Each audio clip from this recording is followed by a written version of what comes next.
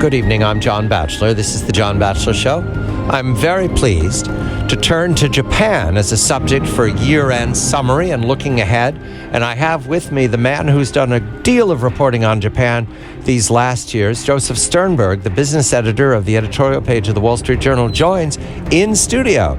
Joe is the product of overnight flying. He's recovered enough to join me in real time in New York. Joe, a very good evening to you. Thank you for joining. It's nice to be here in the studio instead of over the phone for. I know, over the phone from your apartment or your business in Hong Kong, where they're always doing renovations. Joe, you've had a string of buildings with renovations these last years. Yep. Well, it's great for the construction industry in Hong Kong. We go to Tokyo because within these last days, anticipating your arrival, Mr. Sternberg, I've been following the journal's reporting from Japan. And when I talk to Japan, when I talk to reporters at Reuters or at the Wall Street Journal or the New York Times and reporters, there's always an upbeat flavor.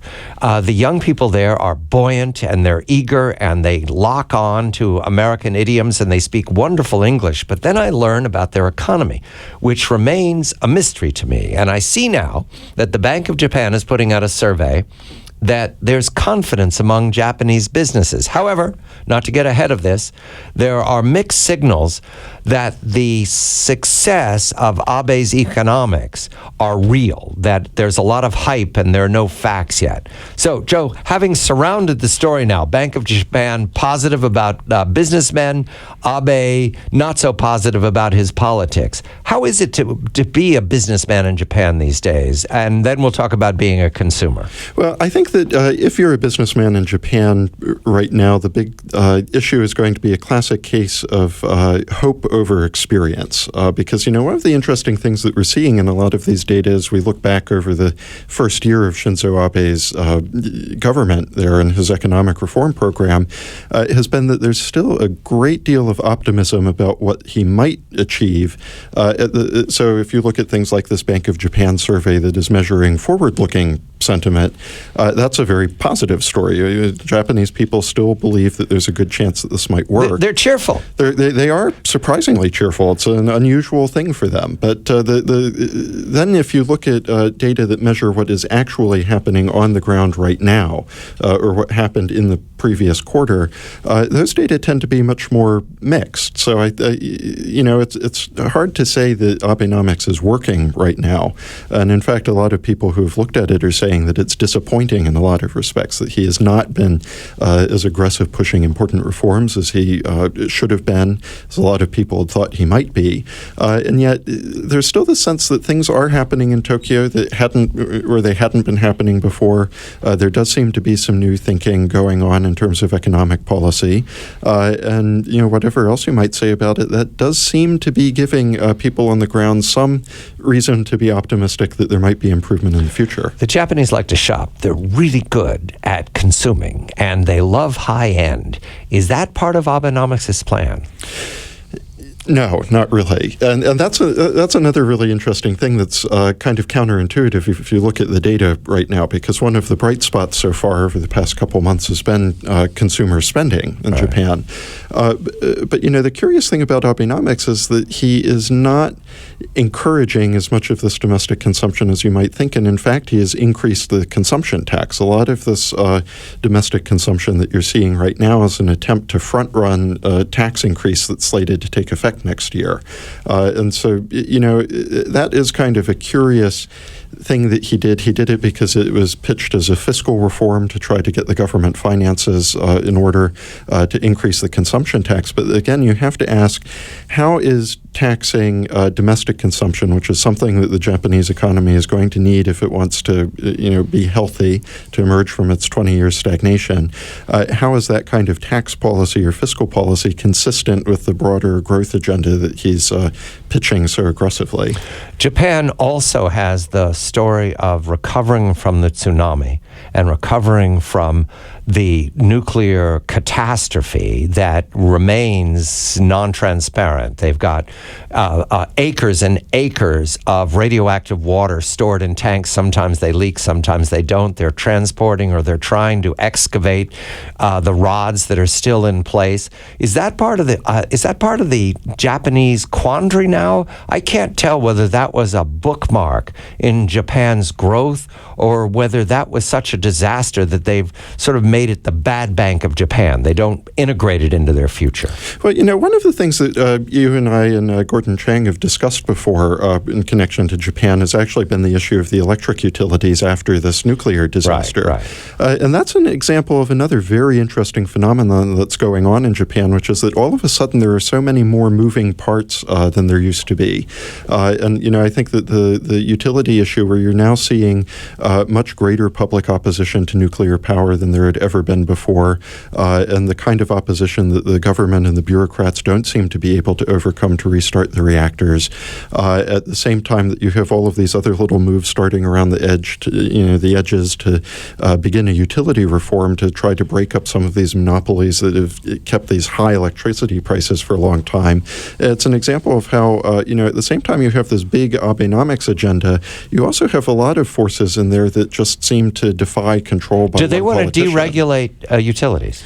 Well, they don't want to, but they might end up having to. And that's another example of how in Japan, one of the things that's driving a lot of this is the sense that, it can't go on the way it has anymore. It worked for Margaret Thatcher. Is that just the wrong model here, that breaking up Tokyo Electric, wouldn't that stimulate? Wouldn't that create? Wouldn't that give opportunities? It definitely would. That doesn't mean that Shinzo Abe is going to be enthusiastic about doing it, but he also might end up not having a choice, and that's what makes Japan so interesting. Tokyo Electronics, by the way, is the nuclear disaster. They're in charge of it. It's called TEPCO, and you own it almost as if you own a piece of Japan. Almost, you have a farm, you own a piece of Tokyo Electronics. That's how investors work.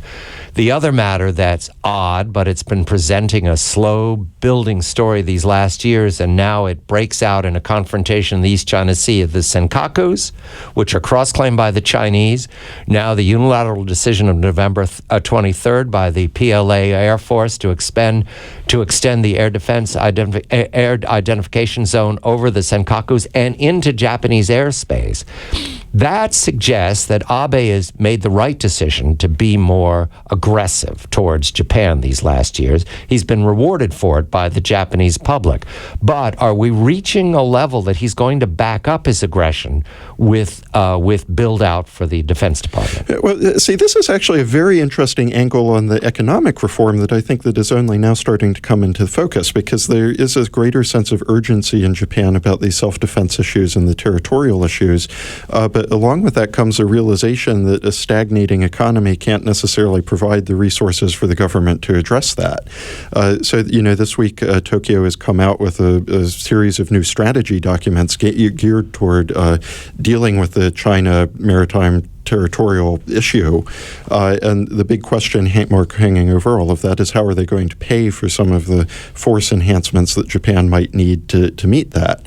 And so I think that it's an example of how you can't just look at the economic issue in Japan. You can't just look at the territorial or the strategic issue. It's all tied up in one big ball of wax, and I think that Abe does appreciate that, whether or not he has the right solutions for any of those individual parts. Last irony, Joe, we talked about this several weeks ago, and it's bothered me ever since because it's a macro way of thinking about all nation states. The Japanese population is not growing. It's shrinking, and it's aging, which is a way of talking about shrinking. I saw a graphic recently, I wish I had it here in studio to show you, where the Japanese demographic now, age groups broken down to 20 to 25, 25 to 30, all the way up. What that looks like is an odd-shaped pyramid, very large at the top and gets thin at the bottom. Strikingly, China's looks exactly the same way in 2030. It's amazing. They're both. China's headed into the place Japan is now. Is that a conversation piece in Japan? Do they note that China, this great aggressor across the water, is not solving its growth in the same way Japan isn't? Well, I think that the demographics are definitely an important issue on both sides of the sea there, although for different reasons. I mean, Japan's challenge is going to be how do you, continue developing with but at a relatively slow developed country rate with a shrinking population. But with China, how do you develop at all? Right.